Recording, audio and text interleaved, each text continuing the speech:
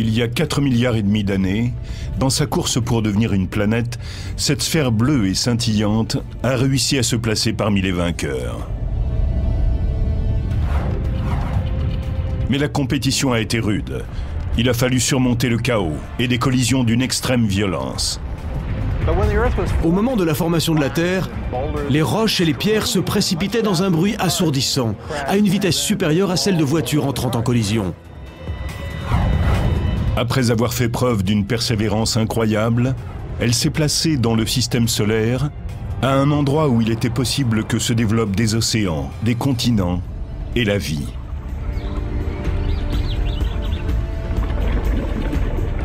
Les bactéries favorisent la création d'oxygène.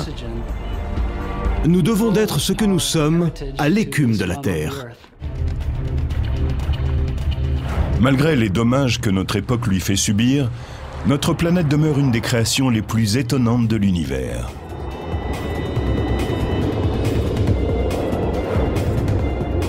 Embarquons à bord du vaisseau Terre.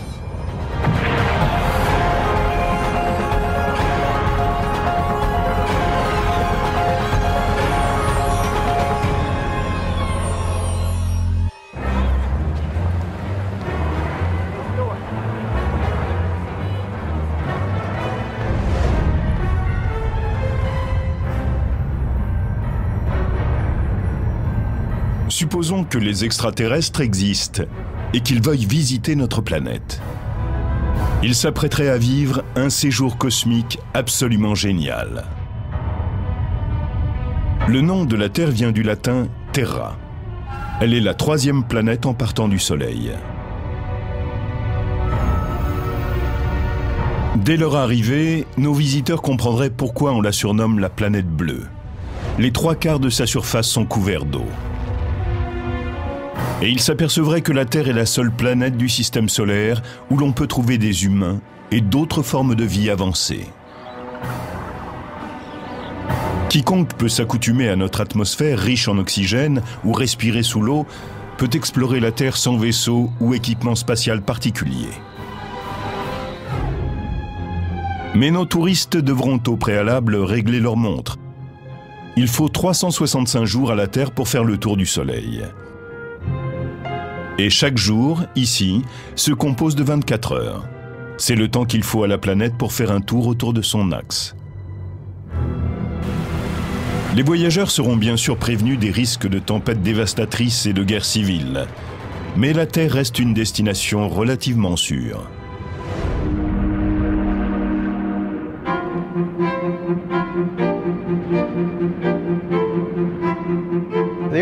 La Terre est une planète très particulière, de même qu'une Porsche n'est pas n'importe quelle voiture. Elle s'est formée au bon endroit dans le système solaire. C'est la seule, à notre connaissance, où les plantes et les animaux puissent vivre à l'état naturel. Donald Brownlee, astronome réputé, a consacré sa carrière à résoudre les mystères qui entourent l'origine de la Terre. Une véritable quête cosmique. Il dit que la Terre a joué le jeu à fond dans la compétition pour devenir une planète où pourraient exister des formes de vie. Mais il ajoute aussi que le parcours était semé de dangers et de rebondissements. La Terre est passée par beaucoup d'épreuves avant de devenir ce qu'elle est aujourd'hui. Et surtout, elle a eu beaucoup de chance. Il y a 4,5 milliards d'années, un coin de l'univers a vécu un feu d'artifice aux dimensions colossales. Une énorme étoile, encore jeune, s'est désintégrée en une supernova. L'explosion de cette étoile a pu provoquer un effondrement gravitationnel qui a donné naissance au Soleil.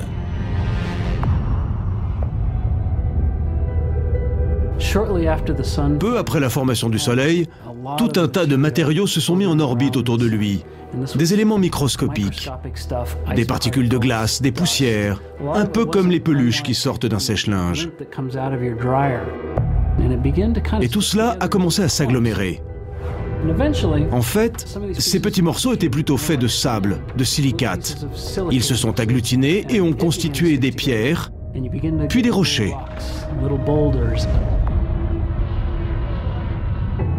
Les rochers deviennent plus gros et commencent à entrer en collision.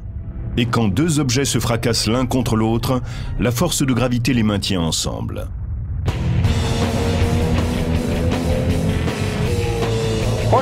Les Porsche sont connus pour leur vitesse, les planètes également. Au moment de la formation de la Terre, les particules, les pierres et les rochers se jetaient les uns contre les autres à une vitesse bien plus élevée que celle d'une voiture se crachant contre un mur ou contre un autre véhicule. C'est à la faveur de multiples collisions qu'est née la Terre, mais il a fallu encore de nombreux impacts pour qu'elle atteigne sa taille actuelle.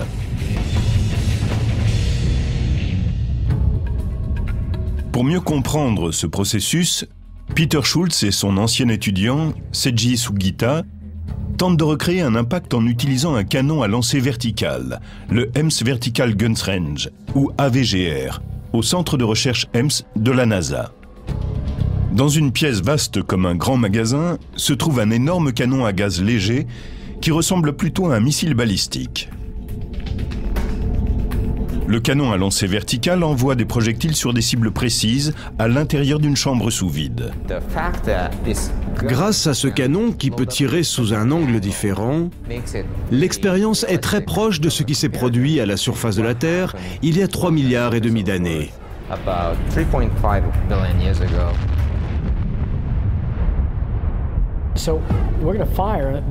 À l'intérieur de la chambre vide, on va mettre le feu à cette toute petite sphère d'aluminium de 2 cm de diamètre. On l'utilise parce qu'elle a à peu près la même densité qu'un astéroïde lorsqu'il entre dans l'atmosphère de la Terre. Elle va se fracasser à une vitesse de près de 5 km par seconde, c'est-à-dire 10 fois la vitesse d'une balle. Elle sera réduite en 1000 morceaux. Le canon à lancer vertical va lancer la bille d'aluminium à l'intérieur d'une chambre sous vide emplie de gaz atmosphérique. Là, elle viendra frapper un petit monticule de sable qui ressemble à la surface de la Terre à son origine. Nous sommes dans une chambre sous vide qui va être remplie d'un gaz. Cela permettra de simuler l'atmosphère de la Terre à ses débuts. Continuons. On va former des petits cratères. La Terre devait être ainsi à ses débuts. Comme des chocs se produisaient en permanence, il devait y avoir une foule de cratères. Et voilà. Il s'agit de venir frapper le centre de la cible et de regarder la forme du cratère. Vous allez pouvoir observer la force de destruction de cette minuscule petite bille. Elle va faire de sérieux dégâts.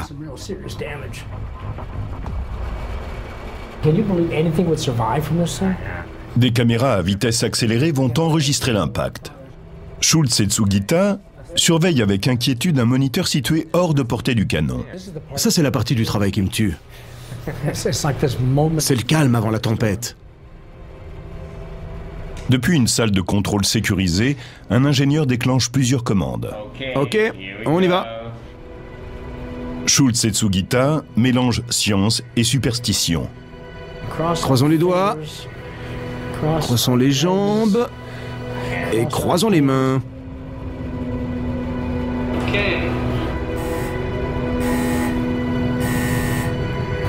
C'est ça qui me rend dingue.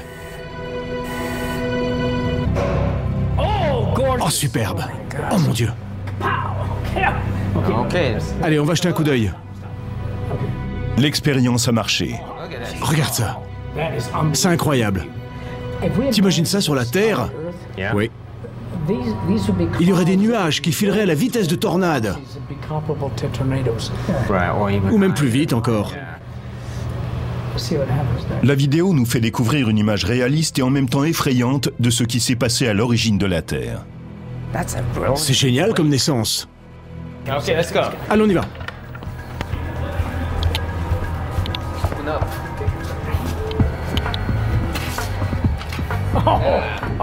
Oh bon sang. C'est absolument superbe. Il y a de sérieux dégâts. Imaginez que ce soit un astéroïde qui se soit fracassé sur la Terre et qui ait formé ce large cratère. Cela a dû se produire bien des fois et l'endommager sérieusement. C'est un exemple à petite échelle de ce qui a dû se produire à l'origine.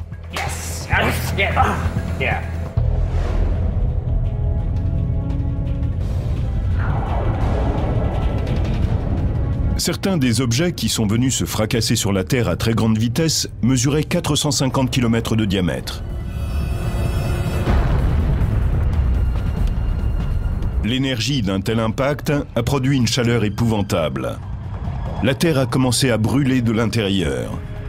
Le fer et le nickel ont fondu et ont coulé au cœur de la planète, formant comme une immense chaudière. La roche extérieure ou magma devenu liquide formait un océan en fusion. La planète déchaînée était devenue un objet infernal qui flottait dans l'espace. C'était vraiment l'enfer sur la Terre. Les projectiles les plus importants auraient pu stériliser la planète. Lors du choc, il y avait une production de vapeur qui pouvait réchauffer toute la surface de la Terre à une température supérieure à celle de la stérilisation. La formation du noyau a lieu au cours des 40 premiers millions d'années. Et les conséquences en sont très importantes pour l'avenir de la planète. À l'intérieur du noyau en fer, la boule de métal fondu donne naissance à un remarquable champ magnétique.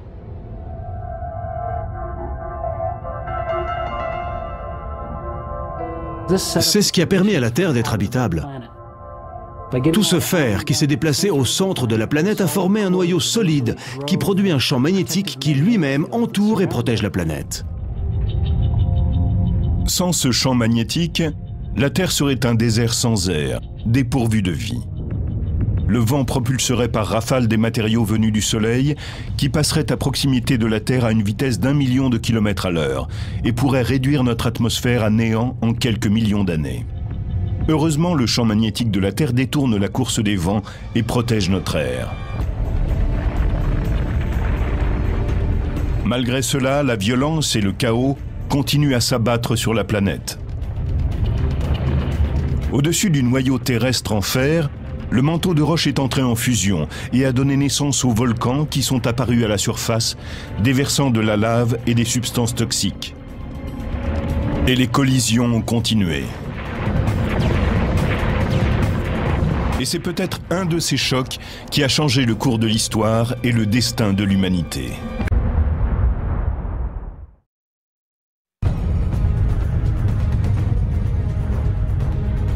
« 50 millions d'années après sa formation, la Terre est victime d'une collision qui lui fait prendre une nouvelle direction. Un objet de la taille de Mars s'écrase sur notre planète, qui mesure déjà 80% de sa taille définitive. L'impact de l'explosion mélange les couches externes des deux planètes qui fusionnent pour agrandir la Terre. Et une partie des débris restants se réunit pour constituer notre Lune.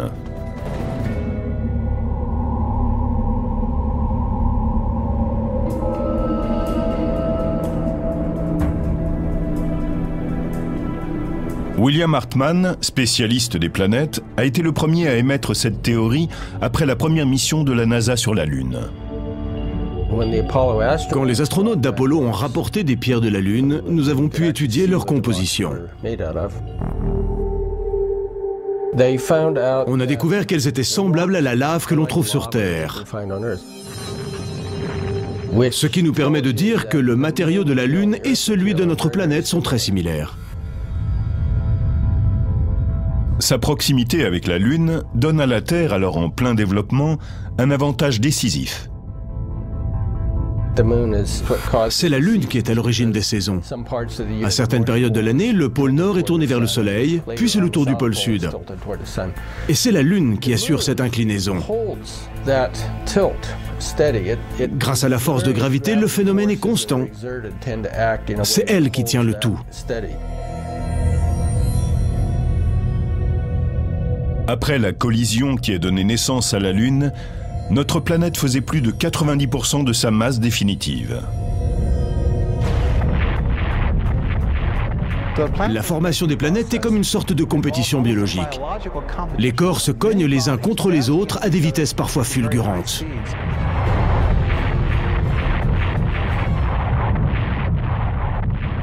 Il y a environ 3,9 milliards d'années, les collisions sont moins fréquentes. Notre système solaire se composait alors de 8 planètes, ou de 9 si l'on compte Pluton. La Terre occupe la 3e position autour du Soleil, dont elle est distante à l'heure actuelle de 150 millions de kilomètres. Les planètes ne s'aiment pas. À cause de la gravitation, elles n'arrêtent pas de s'attirer et de se repousser. Ainsi, l'espace entre elles demeure constant et elles occupent une place précise par rapport au Soleil. Les objets qui ne sont pas devenus des planètes sont comme des réfugiés en quête d'asile. Des astéroïdes, composés de roches et de fer, gravitent maintenant dans la fameuse ceinture située entre Mars et Jupiter. Des comètes composées de glace, de poussière et de roches ont trouvé demeure dans la ceinture de Kuiper, au-delà de l'orbite de Neptune. D'autres ont migré vers le nuage d'Oort, situé à 1,5 milliard de kilomètres de la Terre.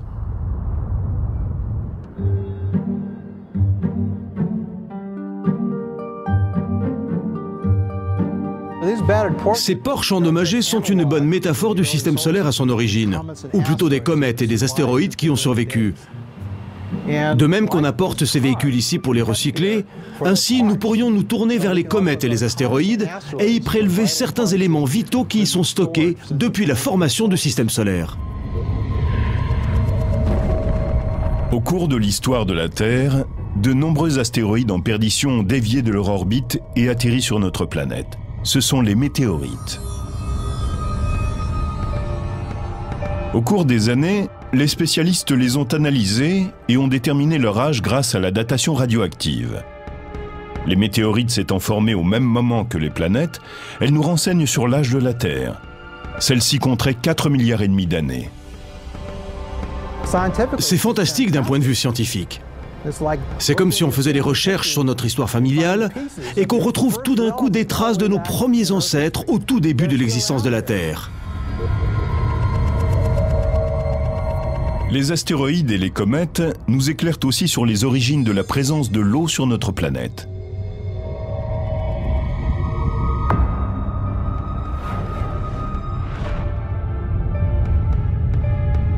Il y a 3,9 milliards d'années, la Terre, en se refroidissant, a formé une mince croûte de silicate au-dessus de son manteau et de son noyau de fer et de nickel. Un liquide chaud a bientôt couvert toute la surface de la planète, à l'exception de quelques îles volcaniques éparpillées sur le globe. Une des chances de la Terre, c'est d'être née au bon endroit, dans ce que l'on peut appeler une zone habitable. Elle est à la bonne distance du Soleil, assez loin pour que ses océans ne soient pas en ébullition ou trop chauds, et assez près pour qu'ils ne gèlent pas.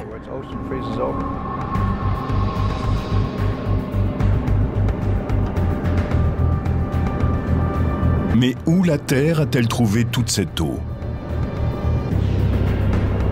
Selon certains, elle viendrait des volcans qui existent depuis la naissance de la planète.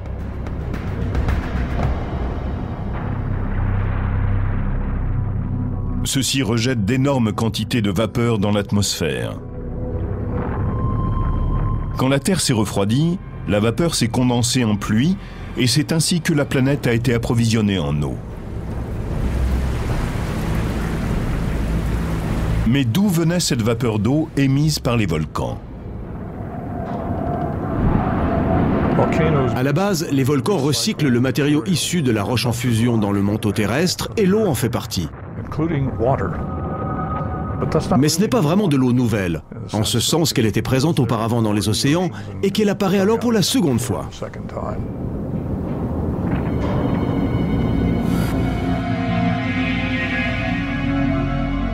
Michael Mumma appartient à la NASA. Selon lui, l'eau de la planète vient de l'espace. Les comètes, composées de gaz gelés, ont pu arroser d'eau la Terre au cours des chocs incessants qui se sont produits dans les premiers temps. Une particule gelée est en mesure de libérer de l'eau, principalement en fonction de sa taille. Les corps les plus petits se désintègrent à une certaine hauteur dans l'atmosphère. Les autres ont vaporisé leur eau à la surface de la Terre, et c'est ainsi qu'on en trouve sur la planète.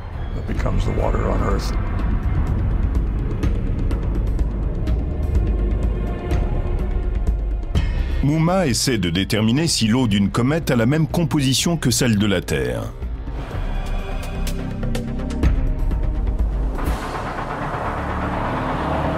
Nous savons que les océans contiennent un mélange d'eau normale, H2O, et d'eau lourde, DHO. Cette dernière comprend du deutérium, une forme d'hydrogène 2 fois plus lourde que l'hydrogène normal.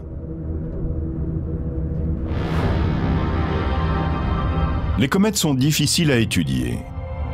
Elles ne passent guère à proximité de notre planète, la plupart voyagent dans le système solaire extérieur. Mais en 1986, la sonde européenne Giotto a croisé la comète de Halley, qui était alors à 56 millions de kilomètres de la Terre.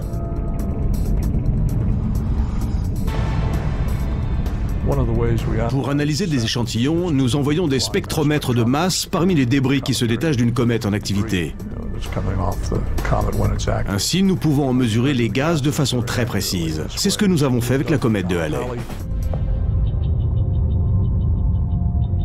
L'eau de cette comète est similaire à celle de la Terre. Pourtant, celle qui avait été analysée jusqu'ici comprenait 2 fois plus d'eau lourde que nos océans.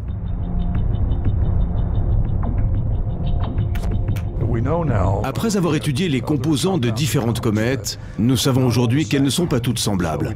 Par conséquent, nous ne savons pas si la comète de Halley était vraiment représentative.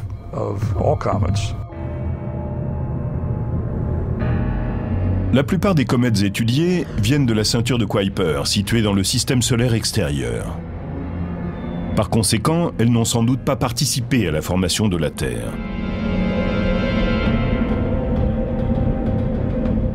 Mais le télescope Gemini North, à Hawaï, en a découvert récemment dans un endroit inattendu.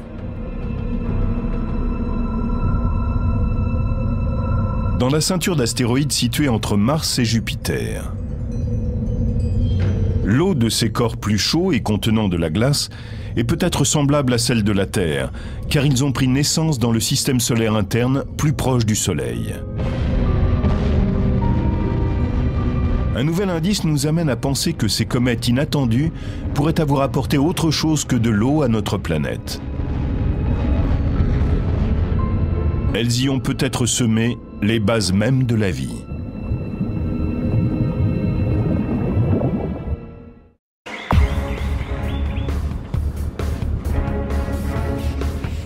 L'origine de la vie reste une des questions les plus mystérieuses et les plus controversées lorsqu'on s'intéresse à la Terre. Une chose est certaine, il y a 3,9 milliards d'années, les hommes n'auraient pas pu y vivre très longtemps. Son atmosphère était alors constituée de dioxyde de carbone, de vapeur d'eau et d'un peu de nitrogène, mais il n'y avait pas d'oxygène. Des formes de vie primitives ont-elles pu malgré tout survivre dans cet environnement? Nous n'avons pas de preuve qu'il existait une forme de vie il y a 4,3 milliards d'années, mais on pense que les conditions étaient réunies pour que ce soit possible.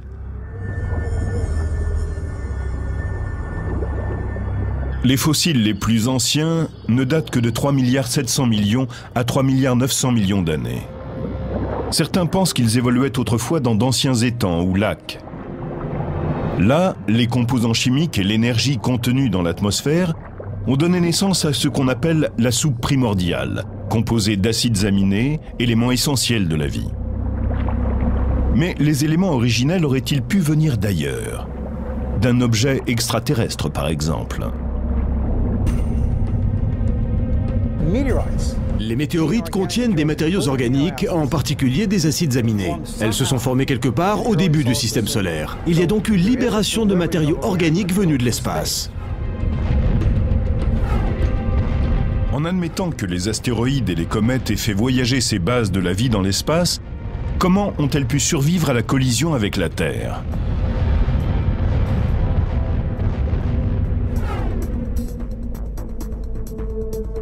Revenons au centre de recherche de la NASA. Peter Schultz et Seiji Sugita y mènent une autre expérience de pointe avec leur canon à lancer vertical. Ils espèrent avoir un jour la confirmation que météorites et comètes ont libéré sur Terre les ingrédients essentiels à la vie. Nous essayons de voir quelles sont les chances de survie de ces éléments vitaux. Ont-ils pu être apportés sur Terre à travers l'espace, ce qui aurait permis d'ensemencer une planète où régnaient des conditions favorables? Les comètes et les astéroïdes ont probablement apporté des éléments essentiels à la naissance de la vie sur Terre. Et les impacts ont aussi rendu la surface terrestre et l'environnement plus favorables. Leurs expériences montrent que les météores contenaient des composés de carbone. Certains d'entre eux ont peut-être généré les bases de la vie. Mais il faut continuer les recherches. Là, il entre dans l'atmosphère et il commence à s'enflammer. Beaucoup de scientifiques pensent toujours que les premières formes de vie étaient des organismes unicellulaires vivant dans les océans. Mais aujourd'hui, des biologistes vont dénicher les descendants de nos premiers ancêtres dans les endroits les plus inhabitables de la planète.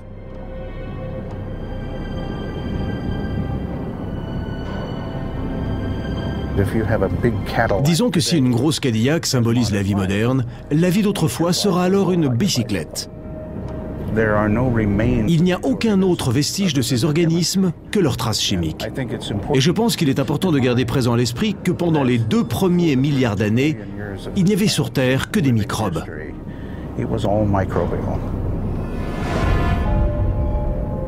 Kenneth Nilsson est un véritable chasseur de microbes. Il parcourt la planète pour trouver les formes les plus ténues de la vie primitive.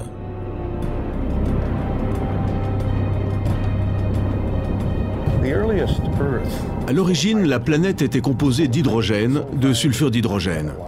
Il y avait beaucoup de méthane aussi et un peu de dioxyde de carbone. C'était un endroit plein de sources d'énergie.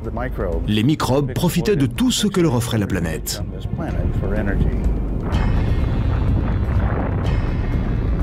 Certains ont douté que ces formes de vie primitives, extrémophiles ou thermophiles, puissent survivre dans des environnements extrêmes.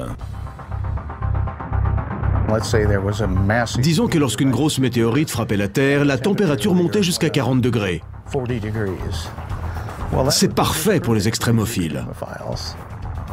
Or, une des choses que nous savons, c'est que les plus vieux organismes que nous ayons sur Terre, c'est-à-dire ceux qui sont les plus proches de notre premier ancêtre commun, sont tous des organismes thermophiles. Cela prouve bien que la vie a pu évoluer à de très hautes températures.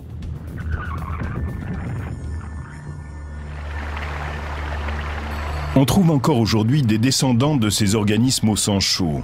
Ils peuvent vivre à des températures de 110 degrés. Si vous cherchez ce que l'on appelle des thermophiles, allez au parc de Yellowstone et observez ces lacs bouillonnants, ces chaudrons d'eau qui sentent si fort. Pendant des années, on a affirmé qu'ils étaient stériles. Mais la vérité, c'est qu'ils sont pleins de vie. Et ces organismes s'adaptent très bien à cet environnement extrême. La survie jusqu'à nos jours de ces organismes extrémophiles prouverait que la vie a pu s'adapter aux conditions extrêmes qui régnaient sur Terre au cours de ses débuts agités. Mais comment des microbes unicellulaires ont-ils pu se transformer en organismes complexes? Il y a environ 3 milliards d'années, les formes de vie primitives ont absorbé l'énergie du Soleil.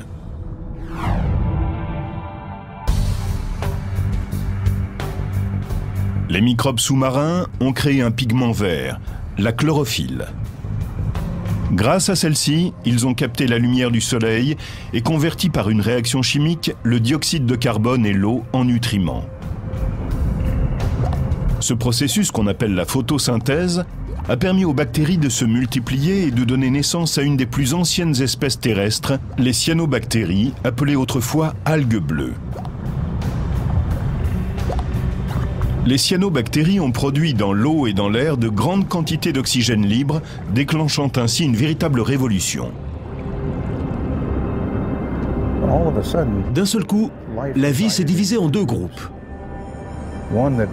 L'un s'est passé d'oxygène et a formé la partie anaérobique du monde, et l'autre s'est servi de l'oxygène comme d'un apport énergétique et a pu ensuite évoluer, grandir, et le tout assez rapidement.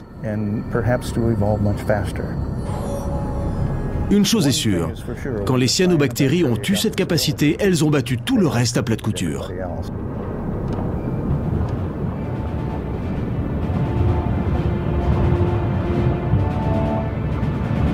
Grâce aux cyanobactéries, la vie a pu rapidement se diversifier et devenir plus complexe.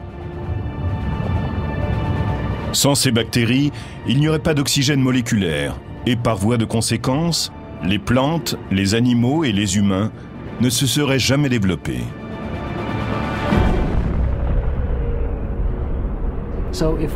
Si les cyanobactéries n'existaient pas, nous ne serions pas là. Nous devons d'être ce que nous sommes à ces déchets de la Terre.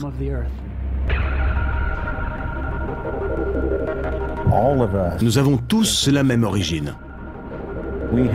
Nous avons tellement de choses en commun avec les bactéries. Il n'y a aucun doute à ce sujet.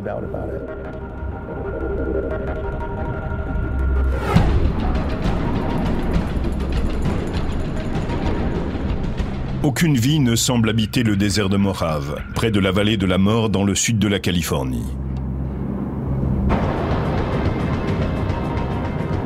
Pourtant, sous le lit de ce lac desséché, les ancêtres de l'humanité prospèrent.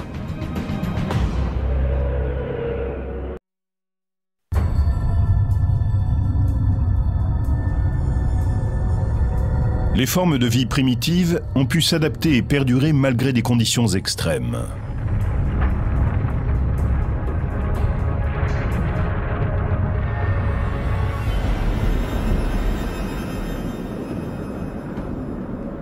Aujourd'hui, dans ce désert sec et stérile, le géobiologiste Kenneth Nilsson est à la recherche des secrets de la vie. Il a découvert que des organismes microbiens prospéraient encore dans certains endroits dits inhabitables. Quand vous observez ce paysage, vous voyez une foule de tunnels ou de monticules. Ils sont le résultat des gaz émis par les microbes qui vivent dans cette région plate et boueuse. Si nous prenions de l'eau, que nous réhydrations ce morceau de boue desséché et que nous le mettions sous un microscope, nous verrions un univers fétide grouillant de microbes. Ainsi va le cycle de la vie dans les marais. Les organismes que nous pourrions appeler extrémophiles poursuivent leur existence dans des marécages comme celui-ci.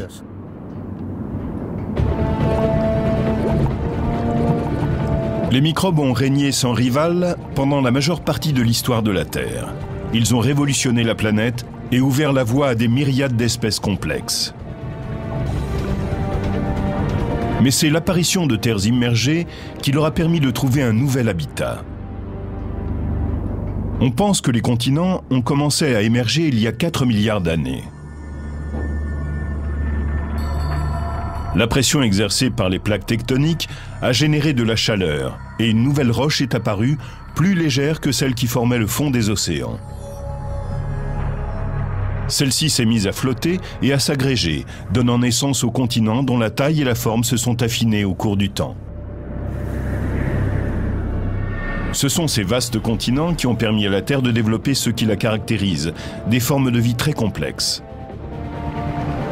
Après plus de 2 milliards d'années d'évolution planétaire et biologique, les premières plantes et animaux ont quitté l'eau pour la terre ferme. Mais il faudra attendre des centaines de millions d'années avant que n'apparaisse l'homme.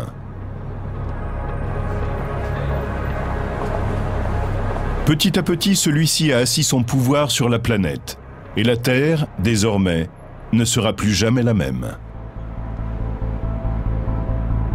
Dans le système solaire, c'est elle qui offre à l'homme l'écosystème qui lui convient le mieux. 5 continents et d'innombrables îles abritent 6 milliards d'hommes.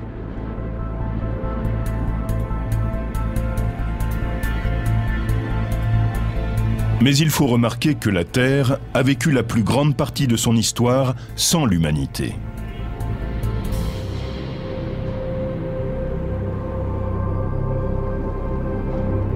L'histoire de la planète a été comparée par un savant à une journée de 24 heures dans laquelle l'homme serait apparu au cours des 2 dernières secondes.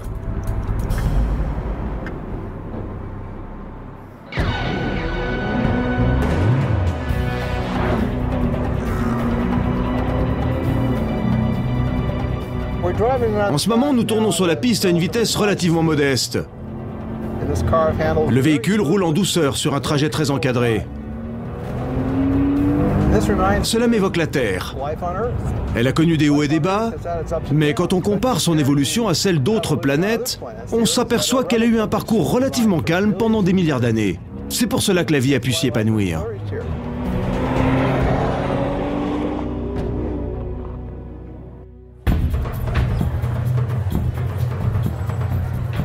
Mais aujourd'hui, ce sont les hommes qui tiennent la barre. Et le vaisseau Terre pourrait bien retourner au tumulte de son origine. Les humains, après une évolution faite de tâtonnements, sont parfaitement adaptés à la planète. C'est vrai à l'heure actuelle, mais est-ce que ce le sera dans le futur? Nous ne le savons pas. Les Terriens ont inventé l'extraordinaire, la technologie. Des véhicules mécaniques, des gadgets et des tas d'objets qui ont simplifié et amélioré leur vie quotidienne. La plupart d'entre eux est fabriqué ou roule grâce au combustible fossile, extrait de la croûte terrestre.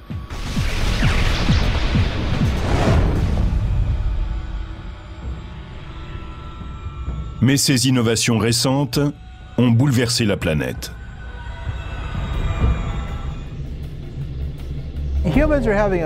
Les hommes exercent une action déterminante sur la planète. Nous sommes maintenant très avertis de son réchauffement et de l'explosion démographique. On appelle effet de serre naturel l'absorption de rayons infrarouges par notre atmosphère, qui a pour effet de réchauffer la planète. Sans les gaz à effet de serre, la température chuterait de 30 degrés. Mais au cours des 20 dernières années, la production de gaz, en partie liée à l'utilisation des combustibles fossiles, a énormément augmenté. Et le réchauffement exponentiel de la planète affecte l'agriculture, le niveau des mers et le temps qu'il fait. Par le passé, il est arrivé que les niveaux de dioxyde de carbone augmentent pour des raisons naturelles, comme la production de gaz volcanique. Mais aujourd'hui, la planète se réchauffe de plus en plus vite.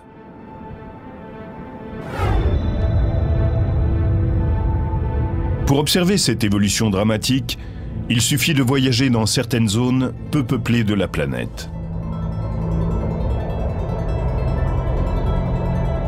Ici, l'avenir de l'humanité est très compromis.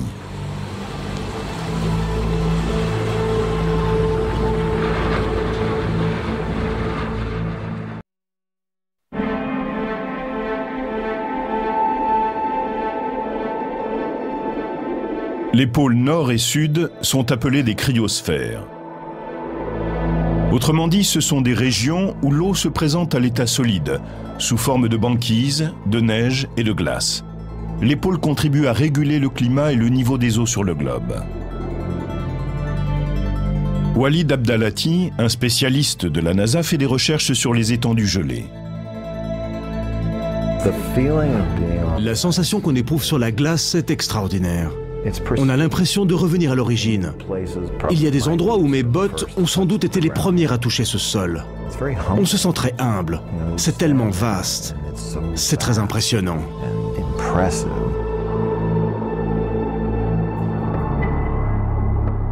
Mais les scientifiques, comme le professeur Abdalati, observent depuis un certain temps le rétrécissement de la banquise. La cause de ce phénomène est simple. La glace et la neige étant blanches, elles renvoient la lumière du soleil et refroidissent la planète. Au contraire, les océans absorbent la lumière du soleil et le globe se réchauffe. La banquise en fondant donne naissance à des étendues d'eau qui absorbent donc la lumière du soleil et activent ainsi le réchauffement de la planète, ce qui accélère la fonte des glaces. C'est un cercle vicieux. C'est très instable parce que le moindre changement tend à amplifier le phénomène. C'est ce qu'on appelle un effet boule de neige.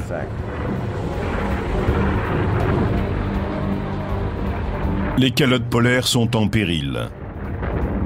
La fonte permanente de ces précieux territoires pourrait déclencher un jour d'immenses catastrophes.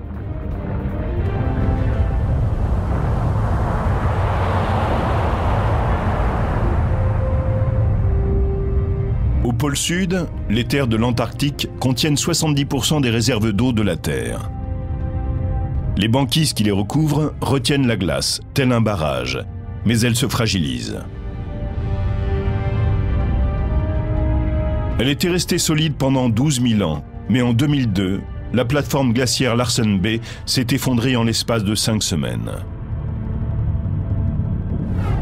Certains prédisent qu'au pôle Nord, l'océan Arctique sera entièrement en eau durant l'été d'ici 40 à 60 ans. Ces températures élevées sont liées à des variations naturelles, mais l'homme y contribue aussi très largement.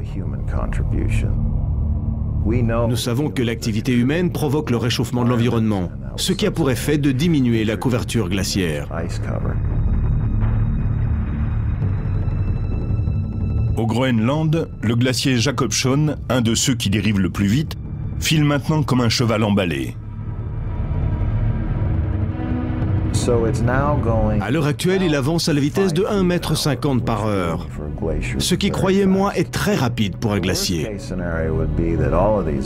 Le pire scénario serait que tous ces glaciers se mettent à fondre et libèrent des masses de glace dans la mer.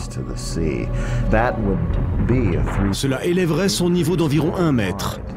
Et dans les régions côtières, il faudrait déplacer des millions et des millions de gens.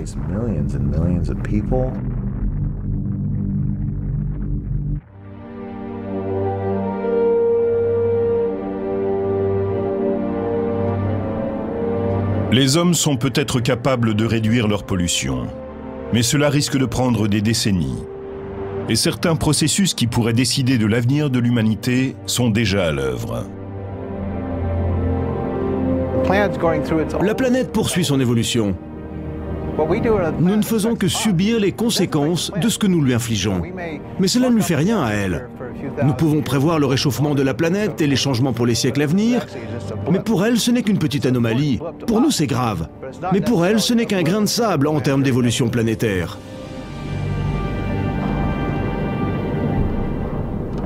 Donald Brownlee et son collègue Peter Ward ont analysé les signes de vitalité de la planète et leur pronostic est triste.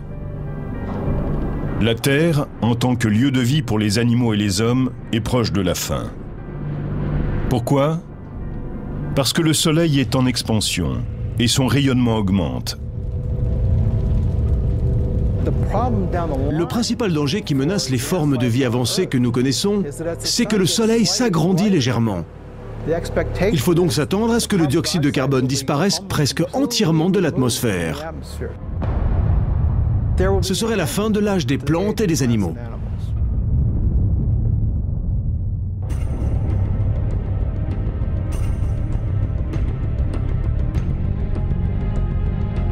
Les humains pourraient avoir disparu dans 500 millions d'années à cause de l'expansion du Soleil. Mais nous aurons vécu une belle aventure. Avant de s'éteindre, l'espèce humaine aura sans doute vécu plus longtemps que toute autre espèce complexe, grâce à sa capacité à s'adapter et à transformer son environnement.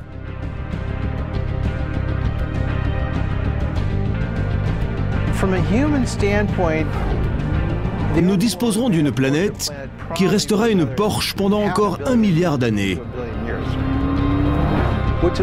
Ce qui est énorme à l'échelle humaine.